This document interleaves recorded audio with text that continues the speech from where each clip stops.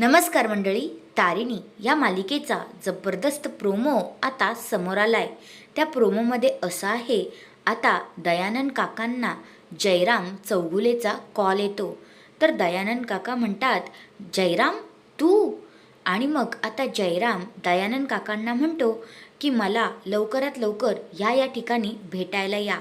आणि इकडे तारिणी आणि तारिणीची टीम सज्ज झालेली असते आणि ते लोक जयरामच्या मागावरच असतात। जयराम कुणाला भेटतोय, काय करतोय हे त्यांना पाहायचं असतं।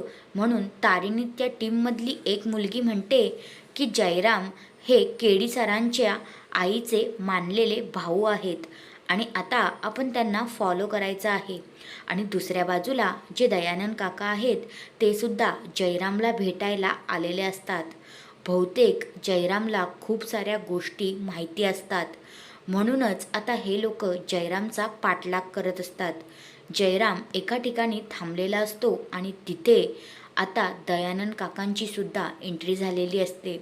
दुसऱ्या बाजूला आता एक माणूस सांगतो की जयराम इकडे गेला।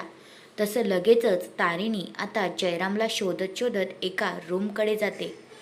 रूमकडे गेल्यानंतर आता तारिणी समोर जे पाहते ते खूपच भयानक आहे आणि तिच्या पायाखालची जमीनच हादरते।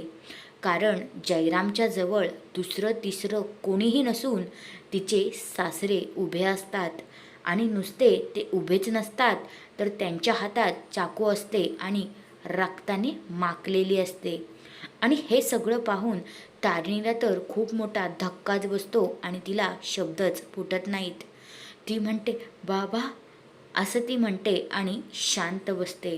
आणि इकडे आता तारिणीचे बाबासुद्धा घाबरलेले असतात। तर हा आहे तो जबरदस्त असा प्रोमो। येणाऱ्या भागांमध्ये आपल्याला हे पाहायला भेटणार आहे। तर तुम्हाला काय वाटतंय, हे जयरामचं मृत्यू प्रकरण कुणी घडवून आणलं असेल? खरंच दयानंद काकांनी जयरामला मारलं असेल का? तुमचं यावर काय मत आहे? तुमची प्रतिक्रिया तुम्ही कमेंटमध्ये नक्की करून सांगा। धन्यवाद।